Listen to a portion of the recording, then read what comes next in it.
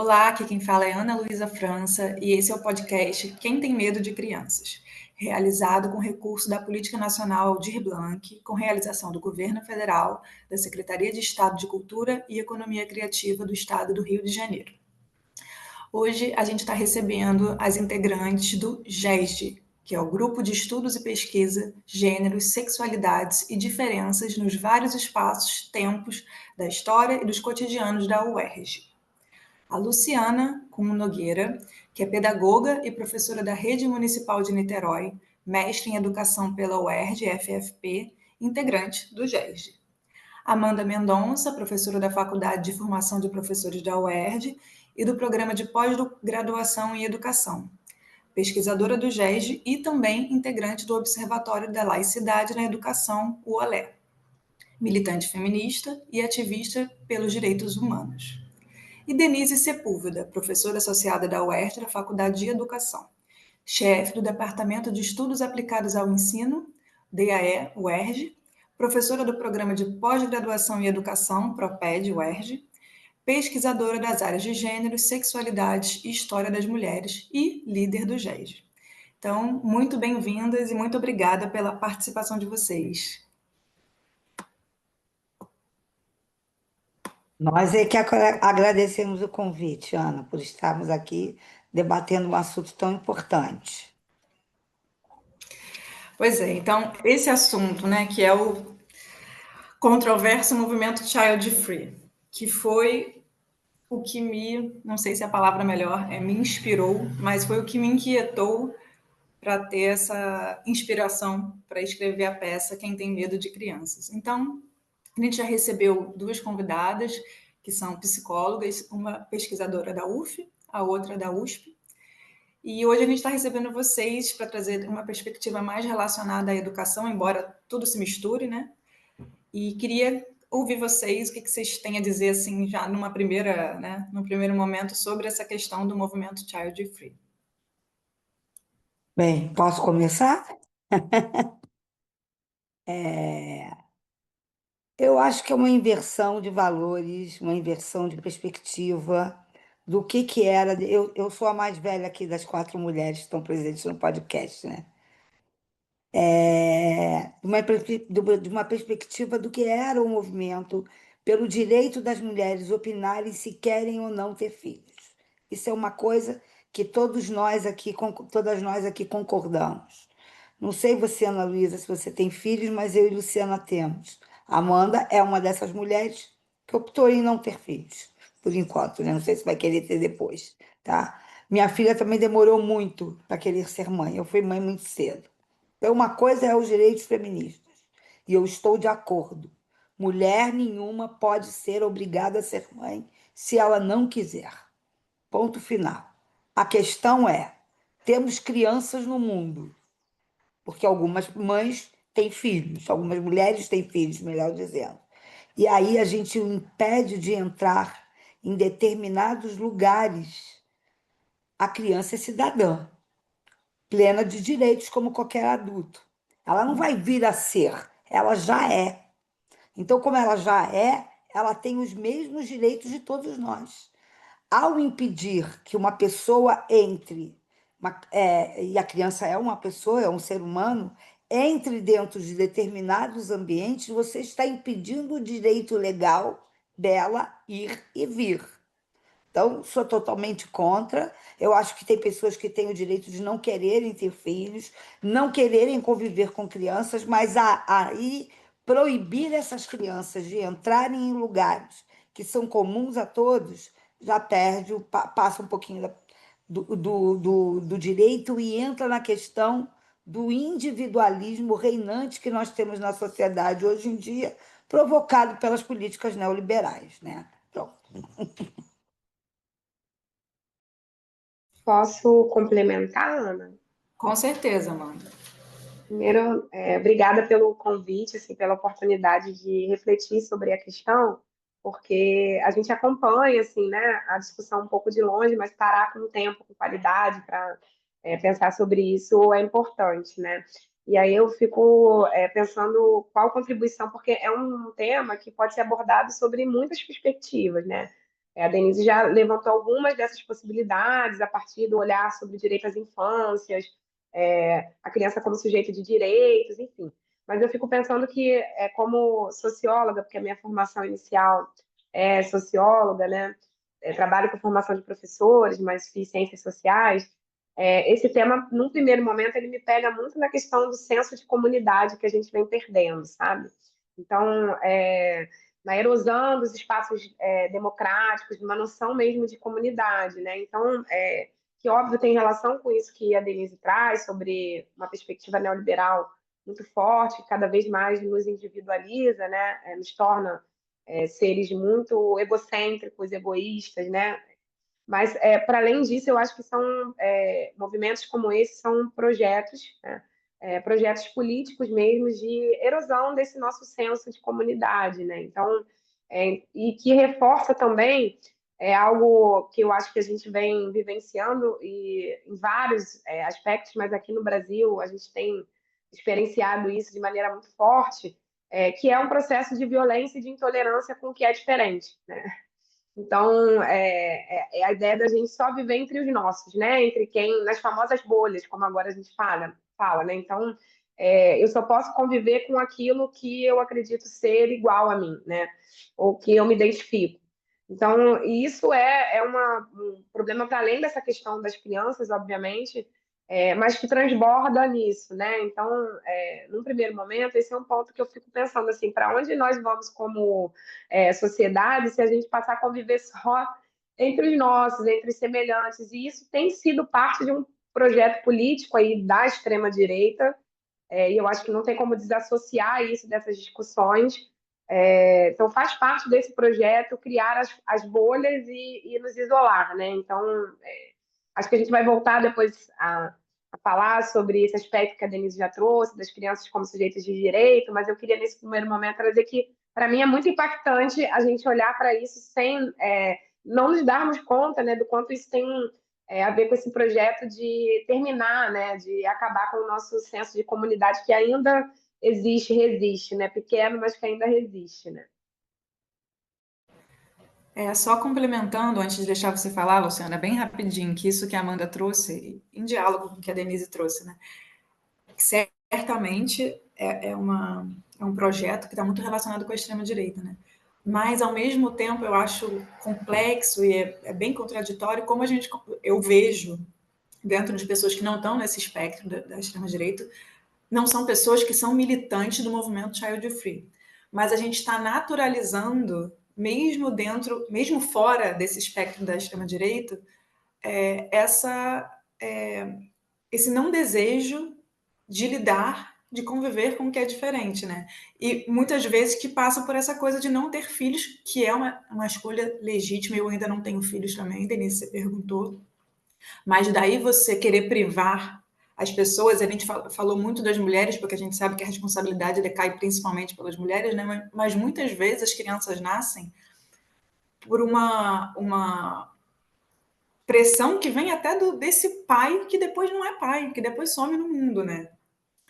Então, são temas muito complexos e eu acho que a gente está banalizando mesmo, até num tom, às vezes, de brincadeira, de piada, esse lugar de não quero lidar com o diferente que passa pela criança e como, se a gente fosse proibir, né, quando você fala, imagina você proibir idosos de entrar num local, pessoas negras de entrar num local, mulheres, isso seria um absurdo, mas crianças, as pessoas naturalizam, né?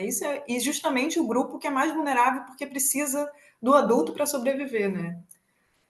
Só uma interferência pequenininha antes da Luciana. E a gente vê a inversão de coisas. Cada vez mais, os locais têm aberto acesso para o convívio e entrada de animais. E as crianças estão sendo impedidas de entrarem, gente. Que loucura!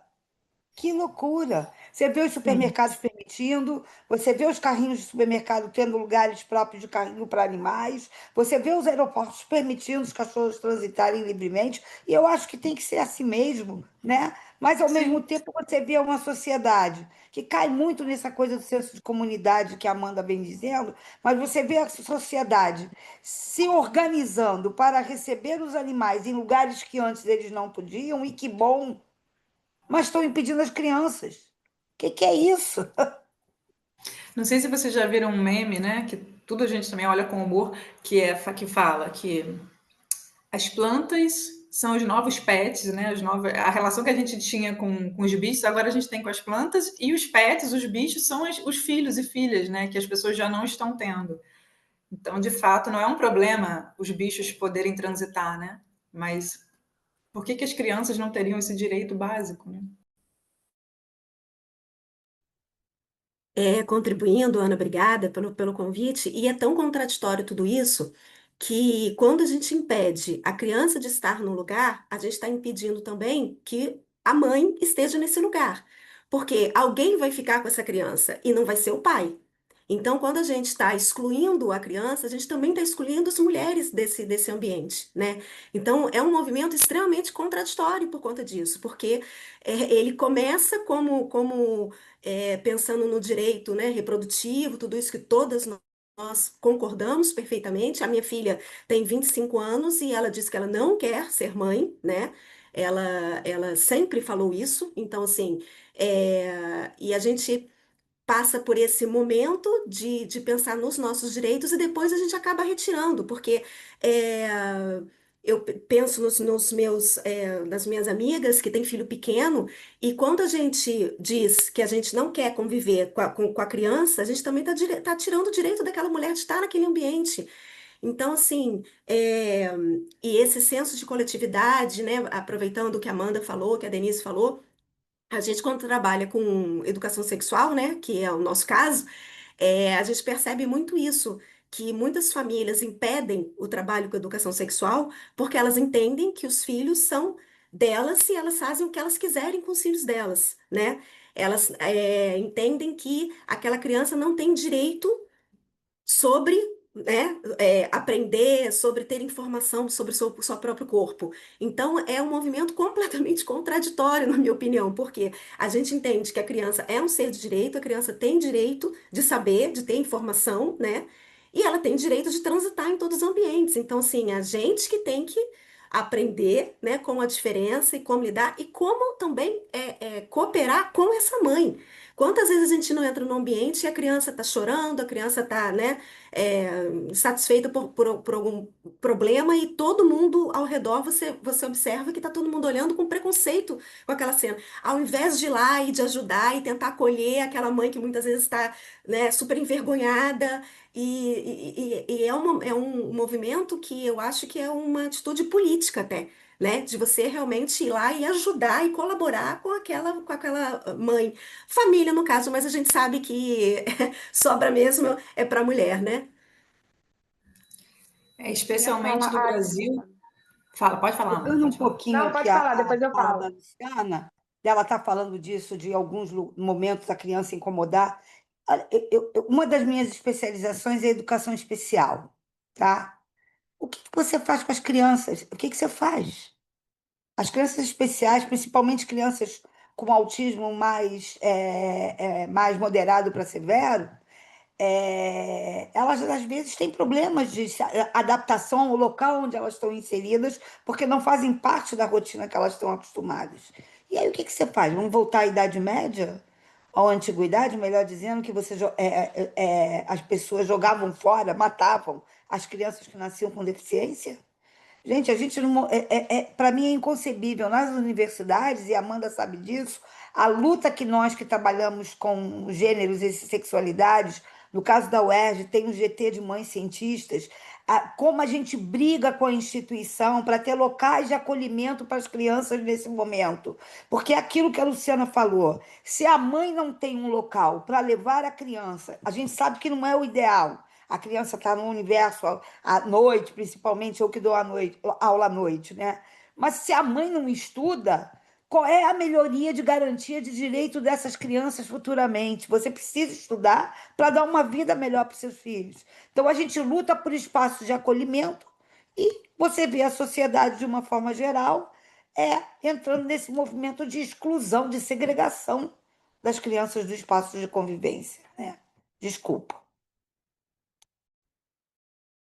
vocês foram falando e eu fui anotando várias coisas aqui, porque é um debate que realmente vai abrindo muitas frentes, né? Mas, assim, todas acabamos trazendo a questão do não querer ser mãe como um direito, e isso. Só que eu fico pensando assim, a gente tem um certo cuidado ao falar disso, porque senão a gente mesmo cai num estigma de que quem não quer ter filho não gosta de criança.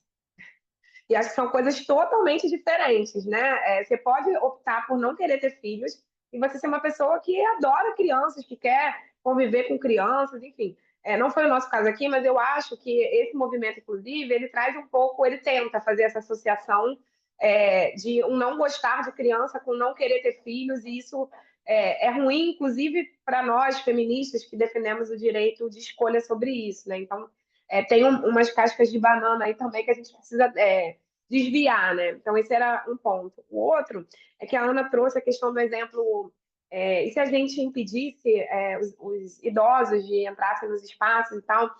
E recentemente eu vi um filme brasileiro, O Último Azul, que é um pouco sobre isso. E eu não tinha ainda, nunca tinha parado para pensar numa distopia assim, mas hoje, após ver o filme e as nossas conversas sobre a questão das crianças, eu fico pensando que isso também pode ser um caminho daqui a pouco, sabe? Se a gente não se atentar para isso, assim, nessa sociedade que, infelizmente, vem se consolidando, é a ideia, mais uma vez, assim, o outro que destoa de mim, eu não quero conviver, e tudo aquilo que eu acho que não é produtivo, mas também precisa ser isolado, sair da, né? Então, estamos um pouco caminhando para isso, apesar de toda a nossa resistência, né? Aí, assim, pensando na educação, eu trouxe duas coisas que acho que a Luciana já iniciou, mas essa questão da gente não trazer, não permitir que as mulheres estudem ou estejam nos espaços, se a gente não permite que as crianças estejam. Isso, para mim, é tão óbvio, porque assim, a mulher ainda é a maior responsável pelo cuidado das crianças, né, dos filhos em especial. Então, isso está dado. Se a gente está tirando as crianças, a gente está tirando as mulheres. E nos movimentos políticos, inclusive, a gente fala muito isso. Assim, se a gente quer mais mulheres na política, nos partidos, nos sindicatos, a gente precisa ter espaços de acolhimento para essas mulheres com seus filhos, porque senão elas não têm condições de participar. Mas pensando na educação, e mais diretamente no ensino superior, que é onde eu estou, dialogando com o que você trouxe, Ana, de não ser uma coisa exclusiva de um projeto mais conservador, da extrema-direita, e é verdade isso, assim, a gente tem essas contradições também nos movimentos progressistas e de esquerda. E eu estou falando isso porque na universidade não são poucos os professores que não aceitam as alunas com mães em sala de aula. Isso tem sido um embate duríssimo, porque os colegas simplesmente resolvem não aceitar, né, Denise? E com falas, assim, e são colegas que você pega em outros aspectos políticos, eles estão se colocando como no campo progressista. E há uma manipulação dos argumentos, porque eu já ouvi colegas dizendo: não, mas eu estou pensando na qualidade dessa aluna, da aula que ela está assistindo, porque se ela traz a criança, ela não está conseguindo se concentrar, então eu estou pensando nessa mãe. Não, não está. Você está privando o direito dessa mãe de estudar, mas assim, então tem sido complexo, né? Não é um debate fácil, porque isso não é apenas um projeto de um campo conservador, né? Está entranhado, inclusive, entre nós, né? Acho que eu vou passar, que eu já falei muito, gente. Vou só complementar. Quer falar? Não, vai você, Ana. Vai você, senão eu... É porque é um debate, realmente, a gente começa a falar e vai abrindo, como a Amanda falou, várias portas e a gente fica assim querendo ir em todas, né? Mas de tudo que vocês falaram, agora tem coisa que a gente já até perdi, mas tem um recorte de classe também, né? Tem um recorte de gênero, mas tem um recorte de classe que também se relaciona com o mercado, porque é lógico, é diferente uma pessoa que fala que não quer ter filhos de uma pessoa que fala que não quer conviver com crianças. Inclusive, tem pessoas que têm filhos e não querem conviver nem com seus próprios filhos, né? Que não se responsabilizam por tal, assim. Ainda mais aí a gente falando especialmente de homens, mas assim, mulheres também, enfim. Até porque muitas vezes a parentalidade vem de forma, né, sem muita reflexão. Mas tem um recorte de classe, porque esse movimento está atrelado ali, no mínimo, a uma classe média. Assim, a classe média, especialmente, porque a classe alta, imagina, ela não está preocupada, ela vai para um lugar que ela vai pagar e não vai ter só o que ela quer mesmo, assim, né? Então, esse tipo Vai levar babá, vai levar toda uma rede de apoio para imagina, criança. pode ter 50 crianças que não vão incomodá-la, assim, não vão incomodar a pessoa, né? Mas é uma demanda que está ali na classe média, nas classes mais altas, ali, médias altas, né? Porque quando você fala de uma classe mais pobre, imagina, se você falar que criança não pode entrar em determinados lugares, claro, a gente não está falando de uma boate, de um lugar em que uma criança não deve entrar porque não é adequado para ela, né? Mas numa universidade, por exemplo, é claro, no mundo ideal, se aquela mãe deveria ter um pai, por exemplo, para estar com aquela criança, ou uma rede de apoio, mas não tem. Então, vamos fazer espaço na universidade para acolher aquelas pessoas, porque é o que é possível. E foi o que a Denise falou. Se aquela mãe, que muitas vezes é a única responsável por aquela criança, né, não tiver acesso a ensino para poder, de repente, ter uma qualidade de vida melhor, oferecer outras oportunidades para aquela criança, ela não vai ter. Realmente, assim, é muito duro, né? Porque também tem isso, tem um recorte de classe, que é muito cruel. Caindo aí no recorte de classe que você falou, por isso que a questão das interseccionalidades são importantes, né, da gente estar analisando. Eu vim das classes populares, eu fiz faculdade de ensino noturno. Eu tinha que levar, às vezes, meus filhos para... Eu me divorciei com o pai, que foi isso. Completamente ausente, o meu primeiro marido, meu segundo não, mas o meu primeiro marido, completamente ausente. Se eu não levo, às vezes, as crianças comigo, eu não teria me formado, eu não teria podido dar o que eu proporcionei aos meus filhos. Inclusive, eu tenho um filho do meio que tem deficiência visual, tem dislexia. Se eu não tivesse estudado, eu não teria proporcionado a ele o desenvolvimento que ele pôde chegar. Ele é especialista, fez o FRJ, tem 3 especializações, porque eu tive que estudar para poder ajudar ele em casa, né? Então, assim, isso é fundamental para a melhoria das condições financeiras e da qualidade de vida dos filhos. E muitas vezes a gente só vai estudar à noite, vai deixar a criança com quem? E eu tinha que levar para a sala de aula, porque não tinha espaço de acolhimento. Então, as nossas lutas agora lá dentro das universidades é pelos espaços de acolhimento.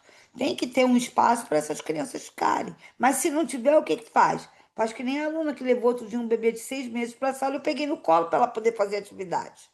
Tá? Isso é uma questão de bom senso, né? Você ver a sua própria história sendo refletida ali dentro.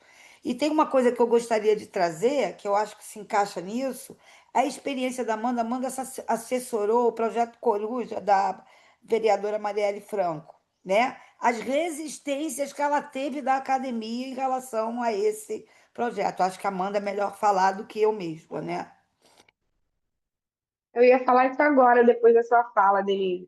Quando vocês falaram dessa coisa da rede de apoio, e primeiro assim, rede de apoio significam outras mulheres, em geral, né? A gente não pode falar que é 100%, mas significam outras mulheres. E no momento que a gente vive hoje também, essa rede de apoio significa quase sempre as avós ou tias, e muitas vezes essas avós, no recorte de classe, ainda trabalham, ou ainda estudam. Então, assim, essa é uma realidade que as pessoas também não estão querendo encarar. Assim, cadê sua rede de apoio? Não, minha rede de apoio está trabalhando. Ou minha rede de apoio trabalhou a vida inteira e ela está querendo agora justamente se aposentar, ficar tranquilamente e não assumir o cuidado de uma outra criança. Então, essa coisa da rede de apoio, porque isso pega muito uma certa classe média, uma elite, que fala, a minha rede de apoio, né? Como se as classes populares existe, obviamente, uma rede de apoio das classes populares, mas são mulheres trabalhadoras, em geral. Então, se compromete tudo isso. Mas essa discussão, quando eu fui parte da equipe da vereadora Marielle Franco, que a gente se pegou logo no início, muito das coisas que a gente está falando aqui hoje. Então, a Marielle queria um projeto de um espaço de acolhimento noturno para as mães, em especial as mães que estivessem estudando, né? Por uma identificação de que o maior índice de estudantes que evadem durante o ensino médio, em especial, são as meninas, né? E aí a dificuldade de conciliar, enfim. Então, ela propôs, a gente fez todo um estudo, um debate, e foi bastante polêmico, porque muitas pessoas que são referências na academia, no estudo de infâncias, se colocaram contra o projeto, numa discussão de que haveria uma institucionalização muito grande das crianças e que o horário noturno é o horário da criança estar em casa com a família. Como se isso fosse o mundo ideal, margarina, Doriana e tal. Só que isso não é a realidade da maioria das famílias de classe popular no Brasil. Isso não é a realidade, né? Então, esse é o primeiro ponto. Segundo, que é, mais uma vez, um recorte de classe, por quê? E eu levei esse argumento e o pessoal ficou meio bravo comigo no dia, em um dos debates, porque eu falei, mas a criança que é filha da classe média ou da elite, ela sai da escola, ela vai para o curso de inglês, ela vai para aula de balé, ela faz natação, ela faz judô, você vai pagando extra, extra, extra, e a criança passa o dia inteiro fazendo um monte de atividade. E ninguém acha que isso é institucionalizar a criança o dia inteiro. Agora, o filho do pobre, quando você fala assim, não, nós vamos ter um espaço, porque não era um espaço de formal, né? Era um espaço de acolhimento. Então, não eram com atividades pedagógicas, lúdicas, mas não era para uma substituição do horário diurno escolar da criança, né? Então, não, eram exatamente atividades para aquela criança estar bem cuidada, enfim. Então, assim, qual é a diferença de você pagar o extra para sua criança sair às 9 da noite, como acontece com muitas crianças das elites? Então, tem um olhar aí da classe média da elite brasileira de muita hipocrisia também sobre isso, né? Então, mas foi uma experiência que, para mim, pessoalmente, muito enriquecedora, no sentido de ouvir as mulheres da classe trabalhadora mais empobrecidas, assim, de que essa é a realidade. Então, assim, se eu não tiver com quem deixar, essa criança ela vai ficar com o irmão mais velho, que muitas vezes tem 10, 11 anos, essa criança vai ficar em um espaço inseguro, porque se você deixa a criança em casa sozinha, é um espaço inseguro, né? Enfim. Mas só para fechar, a gente fala muito sobre direito, né? E nesse debate teve, o meu direito de não querer conviver com crianças, né? Eu problematizo isso um pouco, assim, eu não acho que isso seja um direito, honestamente, assim, porque significa não querer viver num espaço coletivo, comunitário, democrático, né? Então, o espaço coletivo, democrático, ele vai ser diverso, ele vai ter pessoas de várias faixas etárias e vai ter crianças. Então, porque senão a gente cai também num argumento hoje do o meu direito é a minha liberdade de expressão, né? Só que o meu direito está rompendo o direito de outros, né? E para fechar mesmo, nesse projeto, a gente teve toda uma discussão sobre o direito das crianças versus o direito das mulheres. Então, ter um espaço de acolhimento à noite como um direito das mulheres, mas que estaria rompendo o direito das crianças de estarem descansando no horário da noite. E a discussão que a gente faz é que não há uma sobreposição de direitos, são direitos que são interlaçados. Então, é o direito das mulheres e das crianças, não é das crianças ou das mulheres. Então, não tem uma hierarquia nesse caso, né? Mas isso a gente precisa avançar muito ainda, porque, como a Denise já trouxe, a gente vem falando aqui na academia, na universidade, isso ainda requer bastante discussão e ainda há muita resistência a essas posições, né? Eu quero fazer uma interferência, se eu não esquecer, da fala da Luciana e da Amanda. A primeira vez que eu tive contato com a questão da discussão da creche, porque uma das minhas especializações é educação infantil também, né? Que eu fiz na PUC-Rio. Então, o direito da criança é uma coisa que está forte em mim. Então, a primeira vez que eu vi essa discussão foi com a Jandira Fegali, trazendo lá na campanha dela que ela queria a necessidade de ter um espaço de acolhimento para as mães trabalhadoras, né? Que trabalham à noite.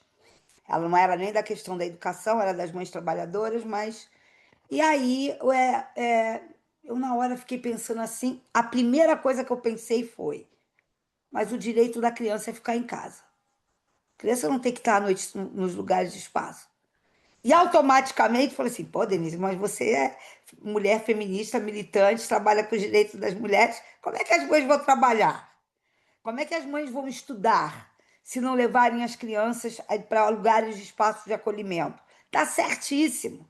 Mas imediatamente eu entrei no Facebook e uma colega da academia dizendo, criticando a Jandira de todas as formas. Então, isso é uma coisa complicada. né? E aí a Luciana falou que os pais acham que os filhos são seus, portanto, os direitos não são das crianças, são deles como pais, né? E entrando na coisa que acho que a gente não trouxe essa discussão, trouxe, mas passou rápido, da importância de se lidar com as várias gerações. É importante na constituição do sujeito essa relação de várias gerações, né? As pessoas idosas, as pessoas mais jovens e as crianças. Elas são fundamentais para a constituição da cidadania de todos nós, né? E a gente tem visto que o Brasil está ocupando o quinto lugar de país mais velho, né? Se a gente alimenta um tipo de movimento desse, a gente vai influenciando também, de outro lado, como antes a gente obrigava as mulheres a ter filhos, a gente acaba influenciando também que uma geração de mulheres não tenham filhos. E como é que ficam os idosos sem essa, depois mais velhos, sem essa rede de proteção que eles precisam também? Acho que as pessoas não vê, não vão para o amanhã, não pensam no amanhã, né? Na fala da Luciana, não falei antes, mas me veio uma coisa que eu acho que atravessa tudo que a gente falou agora, que é isso que Luciana falou de, né, os direitos da criança serem, na verdade, os direitos dos pais, porque eles seriam os detentores. Por outro, ao mesmo tempo, né, que vem disso também, a própria sociedade entende assim, que a responsabilidade de cuidado das crianças é de quem as gerou, ou de quem assumiu aquele cuidado, e não pega como um todo. A criação de uma criança, a responsabilidade da criação de uma criança, claro que tem proporções, mas devia ser entendida como uma coisa que é social. Então, se eu estou num ambiente que tem uma criança, automaticamente, como o Luciano falou, eu deveria me sentir também, em algum grau, responsável pelo bem-estar daquela criança. Inclusive porque, né, a gente sabe muitas vezes que é na família que a criança vai sofrer os maiores abusos. Então, se você exclui a criança do convívio, você muitas vezes está largando ela numa situação de completo desamparo, assim. E é claro que as pessoas, quando falam, eu quero ter um restaurante que não tenha criança, elas não estão pensando sobre isso, porque elas não querem refletir sobre isso. Elas estão pensando, como a Amanda falou, no seu direito individual de não quero conviver. Mas isso tem impactos que são profundos, e a gente na peça debate um pouco isso, porque você não conviver com crianças, aquilo não se encerra naquilo ali. Só vou estar em espaços que não vão ter crianças. Não, gente. Você não conviver com crianças tem um impacto que tem a ver com essa troca geracional que a Denise acabou de trazer também, né? Da sociedade como um todo. Na peça, a personagem, ela não gosta de conviver com crianças e ela deseja um mundo sem crianças. E o desejo dela se torna realidade. E aí a peça se desenvolve a partir daí. Como seria um mundo sem crianças, né? Então, assim, eu queria agora perguntar a vocês também, a cada uma de vocês, como vocês imaginariam, como vocês imaginam que seria um mundo sem crianças, se isso fosse de todo possível, né?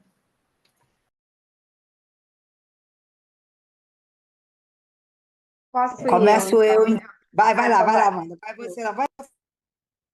Não, eu ia falar assim, eu nunca imaginei um mundo sem criança, tá? Mas assim, nesse momento agora aqui, eu fico pensando, a primeira coisa que me veio assim é um mundo com menos criatividade e um mundo mais engessado, né? Assim, porque a gente vai sendo formatado e vai perdendo a espontaneidade, a criatividade, a capacidade de rir das pequenas coisas, de tornar a vida mais leve. Então, assim, pode parecer meio clichê, mas eu acho que seria um mundo muito mais triste, pesado, né? No lidar as coisas. Eu acho que as crianças têm uma capacidade de solucionar questões que, num primeiro momento, parecem muito difíceis, mas que elas encontram alternativas e saídas muito interessantes sempre.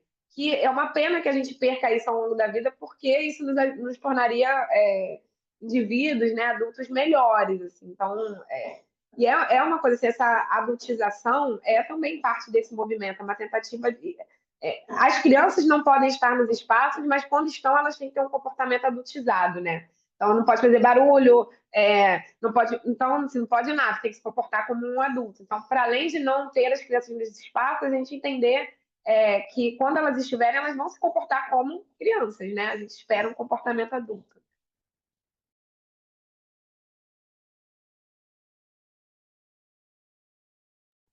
Bem, eu sou uma mulher que mais velha, como já falei, tive 3 filhos, a Érica, o Marco Antônio e o Yuri. Os dois primeiros muito mais jovens, com 21 anos, porque Marco Antônio nasceu prematuro uma semana antes de eu fazer 22 anos. E depois eu tive o Yuri aos 27 já da minha segunda relação, né? E os meus filhos, ao contrário de... Eu sempre quis ter filho, talvez não fosse uma discussão geracional, eu sempre quis ser mãe, tá? Isso era um desejo meu, e acho que mesmo com a conscientização política, dos movimentos feministas, acadêmicos, de tudo que eu luto pelos direitos das mulheres, continuaria sendo uma necessidade minha e um desejo meu, tá? Meus filhos demoraram muito para ter neto, para ter filhos, né?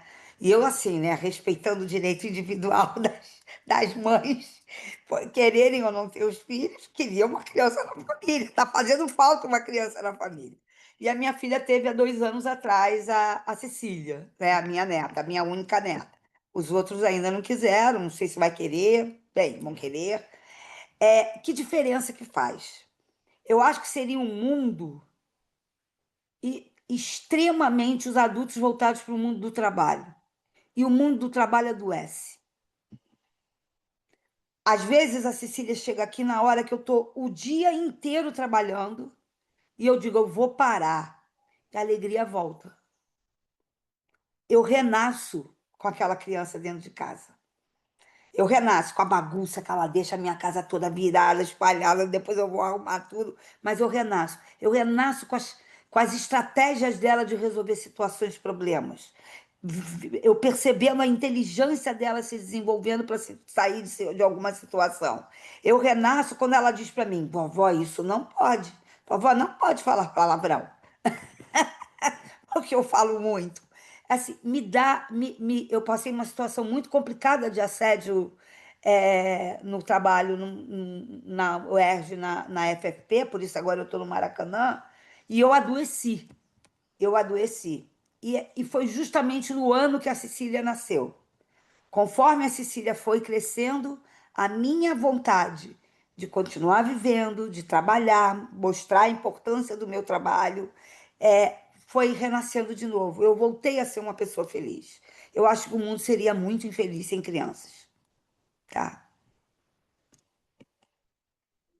E me fez pensar aqui que a gente sempre fala, né? Uma frase que a gente sempre fala é que a criança é o futuro, né? E a gente tem que. Não é só isso, não é uma questão de ser o futuro, né? A criança é presente. É o que faz a gente. Eu também passei por uma situação muito difícil na escola, né, nos últimos 2 meses, e o que me fez continuar indo para a escola foram as crianças, foi a convivência com as crianças, porque elas estavam sabendo tudo que estava acontecendo na escola, e foi justamente por essa outra lente que elas têm, né? Porque é uma outra lente, a lente da criatividade, a lente é uma lente diferente da nossa, porque a gente já está envolvida com tantas outras coisas que a gente às vezes, né, não consegue mais ter essa lente.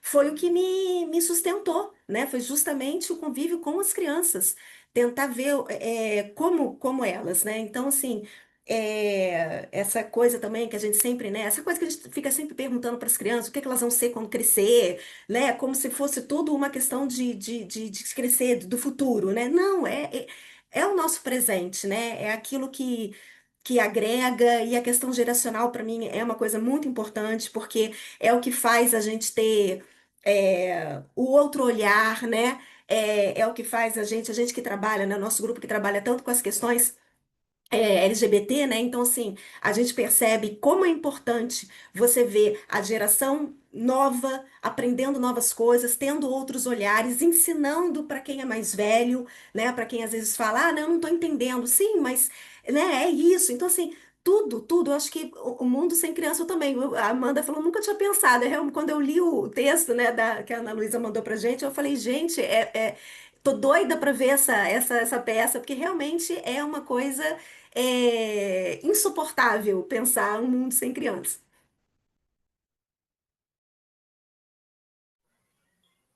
Assim como você, eu estou doida para ver a peça também.